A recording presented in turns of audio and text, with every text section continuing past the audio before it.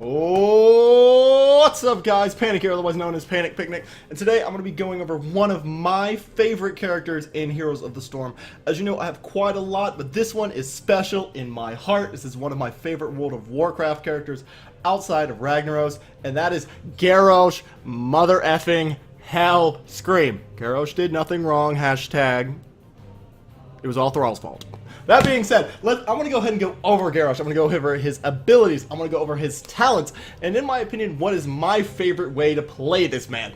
Now, I have quite a few hours on Garosh. I have quite a lengthy bit of time on him. And I really just enjoy this powerhouse of a character. He has great utility. He can do anything he wants. And no one can stop him. And he's great. He's even better when he functions with a team. You can basically just death ball around and you can get kills after kills after kills.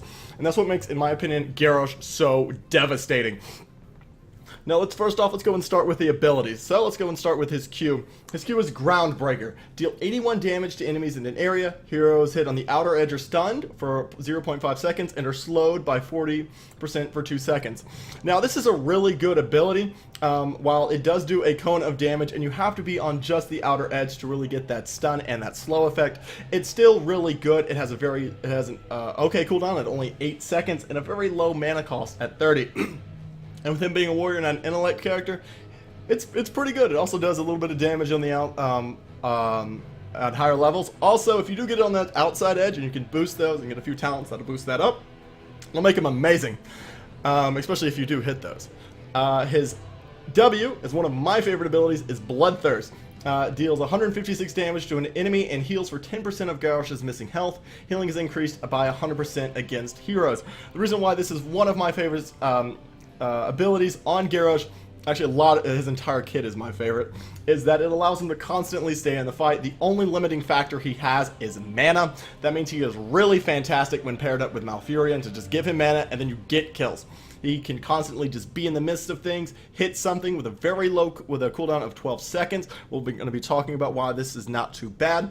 And it just heals him up. He can constantly keep healing and he's hard to kill because he's a warrior and his trait will over-amplify that as well.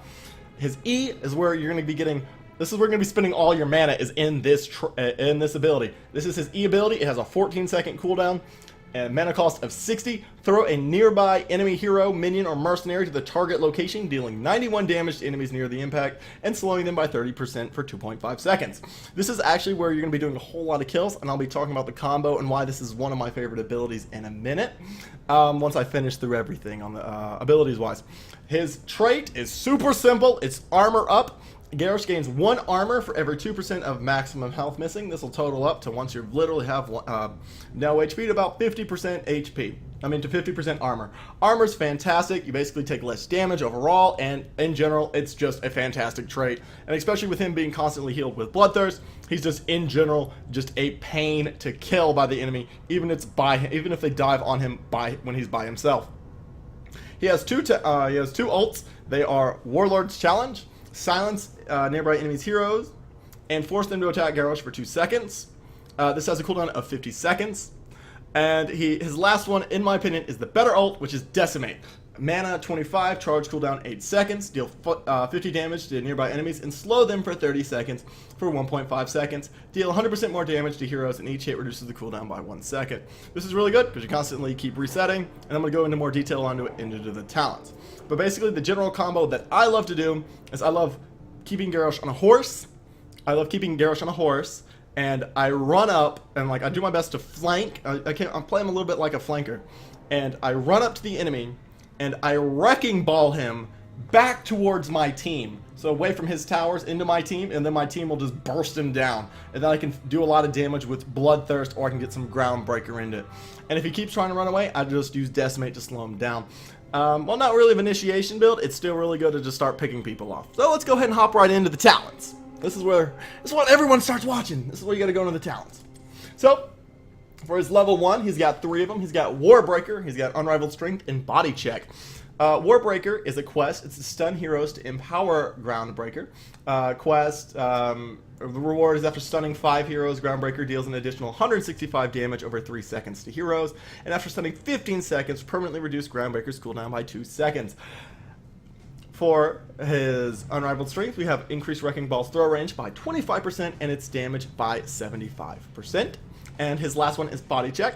16-second cooldown. Activate to deal 111 damage to a target enemy and slow them by 30% for 2 seconds. Damage is increased by 200% if armor up's current bonus, and slow amount is increased by 30% if armor up bonus is above 25%.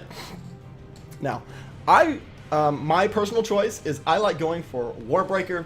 And the reason why is it is a quest reward. It is a quest and it does give a lot of rewards. So it's not just going to be constantly static through the entire thing.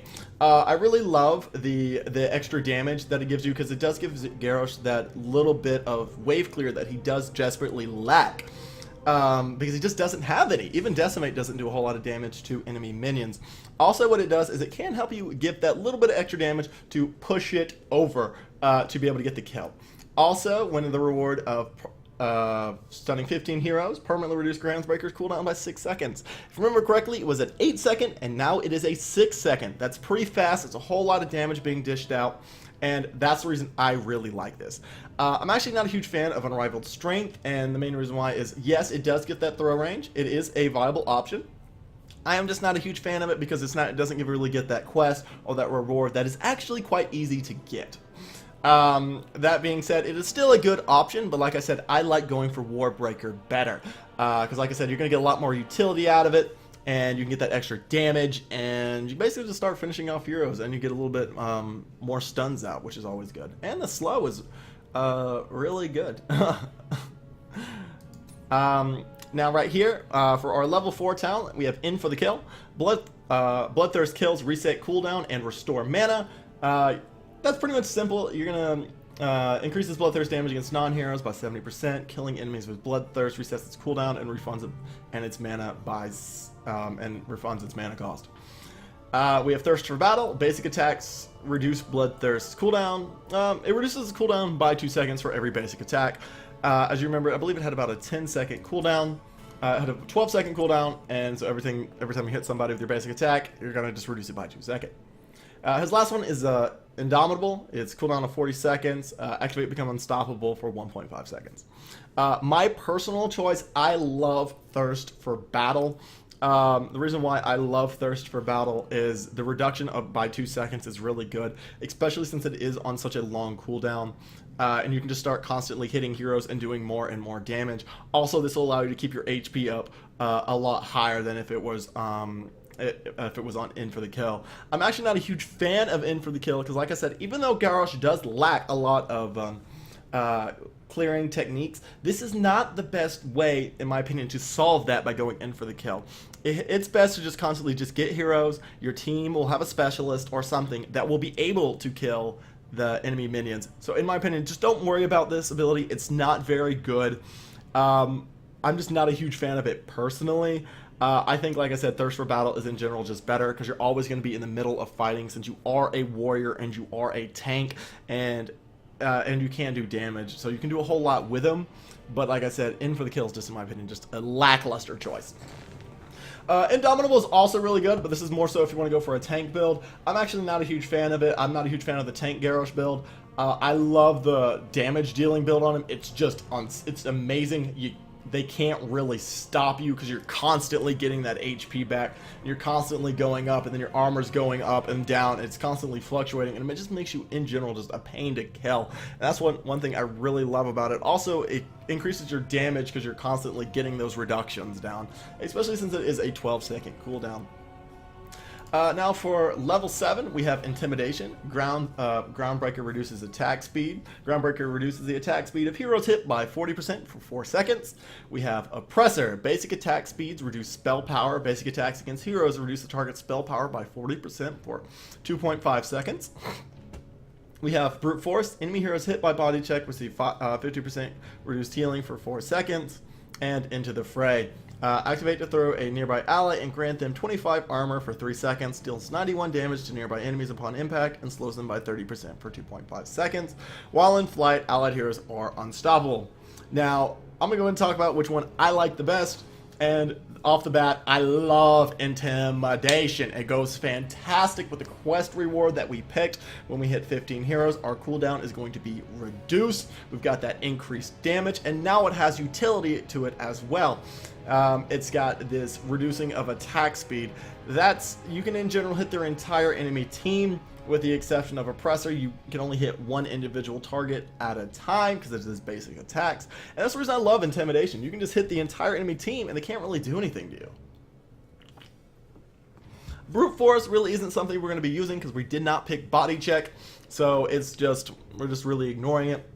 Into the Fray, I don't really want, since this isn't activated, which is a 45-second cooldown, I don't really want to throw my team into, I don't want to really throw my team into the enemy. While yes, I can get someone who could be able to slow them down or be able to kill them into that general area, I am not a huge fan of it. If I cannot kill them, or if my team cannot kill them, I just don't think throwing my team into something is going to be able to do it either. Like if I have a Diablo or a Cho'Gall and I really need to finish it off, that means it was probably something and we weren't able to. Instead of activating Into the Fray, which is a really insanely long cooldown of 45 seconds, I would really just talk to my team and be like, look, we clearly messed up on this team fight. It was not the best, and that's the reason I wouldn't pick it, because I'm not getting that much utility out of it as I would with Intimidation.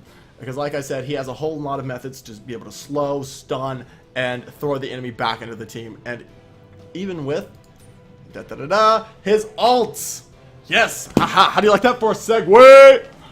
His two ults, he's got Warlord's Challenge, force enemy heroes to attack Garosh. Like I said, it's going to force them to attack Garosh for 2 seconds. And then we have Decimate. It deals 50 damage to nearby enemies and slows them by 30% for 1.5 seconds. Deals 100% more damage to heroes, and each hero hit reduces the cooldown by 1 second. And stores up to 3 charges. So basically, just starting with this ability, it's going to deal up to, if you just hit heroes, it's going to do, in total, if you use with the 3 charges, you're going to be sitting on 150 damage. And then if we're going to double that against heroes, that's 300 damage in total. Overall, you're getting a whole lot of damage with this as well, even though, yes, you do have to hit heroes to reduce the cooldown of it. I think it's not too bad, because if you are in team fights and you start doing Decimate, your cooldown is going to be reduced quite quickly, which is what makes it so good.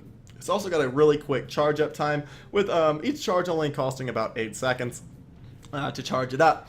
And that's really just not too bad. It's only 24 seconds comparatively to this, which has got a cooldown of 50 seconds. Garosh really doesn't have any full-fledged mobility items for himself, so he can't really go in and start the fight. That's something I would really let an ETC do.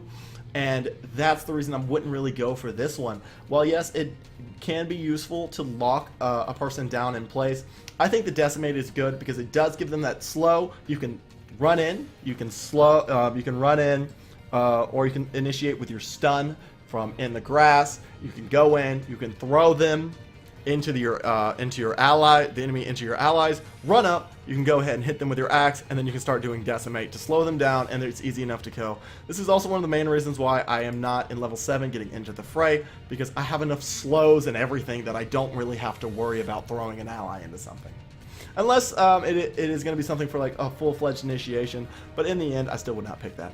Overall, like I said, I would pick Decimate in this instance. I get that extra damage, I get the slow. It's level 20, it's also really good, and that's really the main reason why I'm going to go ahead and go for Decimate on this one. So let's go ahead and go for his level 13 talent. He's got 3 of them. He's got Defensive Measures. Groundbreaker Stun generates a shield. If Groundbreaker stuns a hero, Garosh gains a 365 shield for 6 seconds.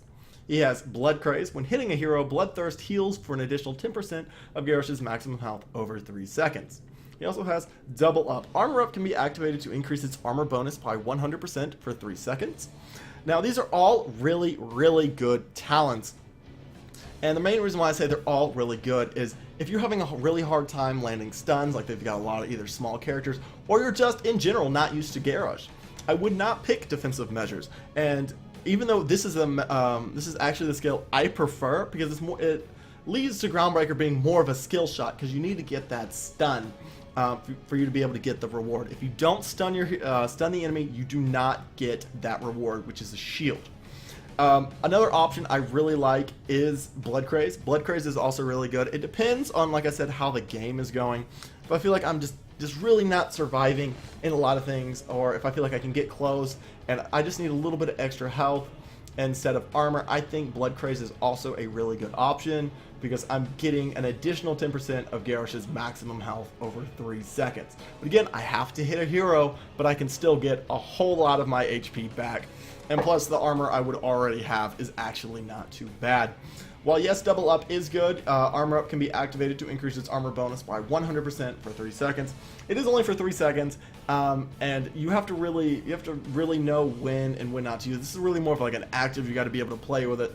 I really like double up though still because it allows you to double up your armor, and then you can initiate by walking in or you being on your mount and getting in, and then it allows you to be able to throw them a lot easier without getting bursted down yourself. But again, like I said, any option here is really good. Like I said, I like defensive measures personally because I really like, I'm pretty decent at the scale shots, and plus the shield is also really, really good on him if you're able to get it in higher levels. Now let's go ahead and roll on into 16.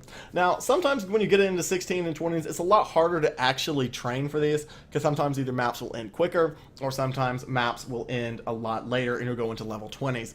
Now, when you're into 16, you got 3 talents. You have 3 talents to pick for. You have Rough Landing, increases Groundbreaker's slow amount by 10% and duration by 1 second. This is really good because you're going to have your Groundbreakers slow for 50% for 3 seconds. That's what you're going to get out of this one. For Mortal Combo, if Wrecking Ball is used on a hero within 3 seconds of stunning them with Groundbreaker, Wrecking Ball's cooldown is reduced by 3 seconds. And last one, we have Earth Shatter. Wrecking Ball stuns enemies near impact. Wrecking Ball stuns enemies near impact area for 0.5 seconds. So basically, it's just a tiny mini stun. It's not too much at all. Now, personally, I'm going to go ahead and let you guess which one I picked. Oh, time's up. That's right. I picked Rough Landing. I really like Rough Landing, and the main reason why is because you're getting more slow. You get that 50% slow. As you can see, it's going to increase it by 10%. And adds a whole nother second onto the duration. While it's not going to do a whole lot of damage, if you get that quest, it's going to be great. But you're getting that slow, and you're getting that that for the 3 seconds. So you're guaranteed, if you hit somebody with this, you can kill them. You can Groundbreaker, run up to them, you can either decimate them or Wrecking Ball them, so they're always constantly slowed, and you can't get rid of the Horde. You can't get rid of Garosh. Even though he's dead in WoW, you can't get rid of him because he'll slow you and then he'll beat you to death. That's what makes him so good. While Mortal Combo is pretty good, Wrecking Ball is used on hero within 3 seconds of stunning them with Groundbreaker. Wrecking Ball's cooldown is reduced by 9 seconds. This can be good, however, because it's reducing it by 9 seconds from 14. I am not a huge fan of it. While yes, it does have its utility, I'm honestly just not a fan. I would rather go ahead and get that slow and duration by 1 second, because that way I am guaranteed to get the kill instead of going into here. Well, yes, this just constantly keep you resetting. I still have to constantly stun them either way, and I would rather get this to get the slow, because if I hit something with it, it's going to die. Like I said, you can do a whole lot with this. Another thing you can do as well is Earthshaker. Wrecking Ball stuns enemies near the impact area for 0.5 seconds. This one is also really good as well. Like I said, it really depends on how you build it. I think this is also an effectively great pick as well. And the main reason why is sometimes you're not able to throw them into, you're not able to throw the enemy into your team. And that kind of sucks. Sometimes you just have to throw them up and land them on the enemy team as well. I think this one is also, I'll actually change my correction. I'm actually going to pick Earthshaker better, and I do apologize. Like getting a little bit higher. You can definitely alternate to try it out, but Earthshaker is really good. It definitely allows you to get that stun off. It allows you to stun the enemies, especially in a giant team fight. That could be interrupting someone's channel or whatever. Overall, it just allows you to have utility as well. Rough Landing is also pretty good as well. And like I said, it really depends on like how good you are at skill shots. I'm pretty decent at them, so I'm probably going to go with Rough Landing. However, like I said, Earthshaker is also, it's like more of a really good team fight. If you're into like 5-on-5 modes, Earthshaker's good. If you can solo pick off people, Rough Landing is also really good. Now, with level 20, he, as you can see, has quite a lot of abilities to pick from. He actually has 4 of them.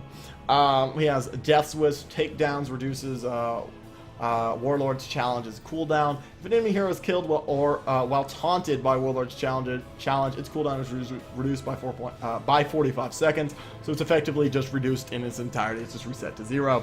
He has Deadly Calm. Heroes hit by Decimate deal 20% less damage for 3 seconds. He has Titanic Might. Wrecking Ball now throws the two closest enemies. And he has Inner Rage. Body Check gains an additional charge while its cooldown recharges 100% faster while armor up bonus is at or above 25. Now, we don't really need to worry about Inner Rage because that is not the ability we picked at all. And we didn't pick Death Wish. I love Deadly Calm right here.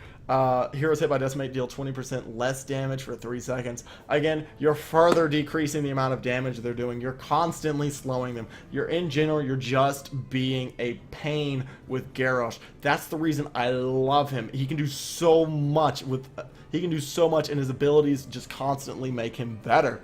Like I said, this is going to be a little bit more of a conclusion and what I'm going to go ahead and pick. Like I said, I would definitely pick Deadly Calm here. I'm going to go and go through level 1. Like I said, for level 1, I would go with Warbreaker. It's a fantastic quest. The rewards are even better for what you can do with it. And it shouldn't be too hard because, like I said, you only have to stun 15 heroes, and you get the reduction in cooldown, and you get the increased damage, which is great.